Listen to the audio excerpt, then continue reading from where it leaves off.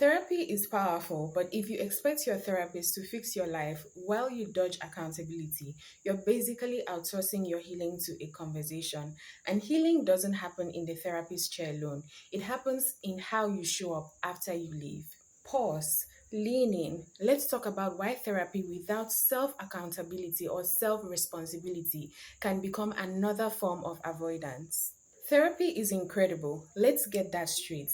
It gives language to your experiences, it helps you process trauma, it provides a safe space to unpack emotions you've buried for years. But here's the thing though, therapy isn't magic. Your therapist can give you the tools, but they can't swing the hammer for you. They can mirror your patterns, but they can't walk into your life and change them.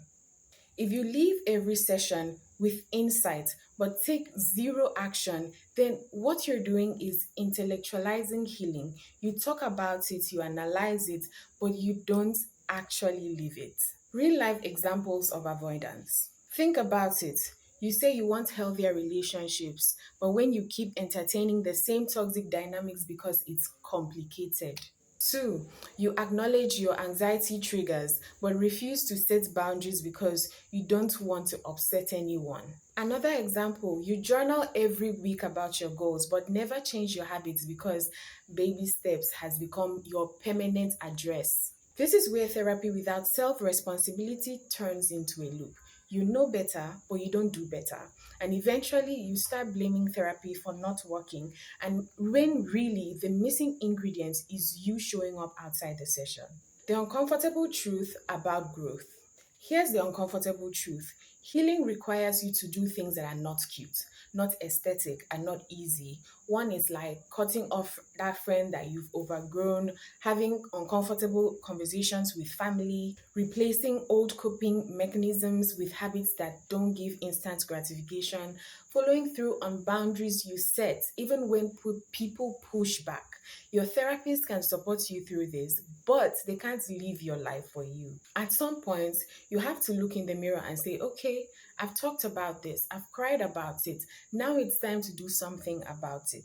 Reframe therapy and self work as a partnership. Think of therapy as a gym and your therapist as a trainer. They can design the program, teach you proper form, motivate you through tough reps. But if you skip your workouts, you won't see progress. In the same way, your therapist gives you frameworks, accountability, and perspective, but the reps are yours to do.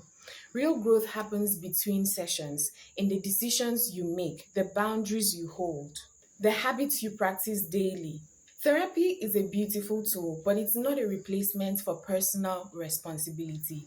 Don't confuse talking about healing with doing the work.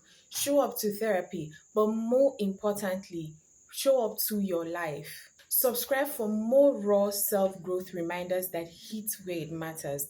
Comment, what's one uncomfortable truth you had to accept in your healing journey? Save this for the day you need a push to get out of your own way.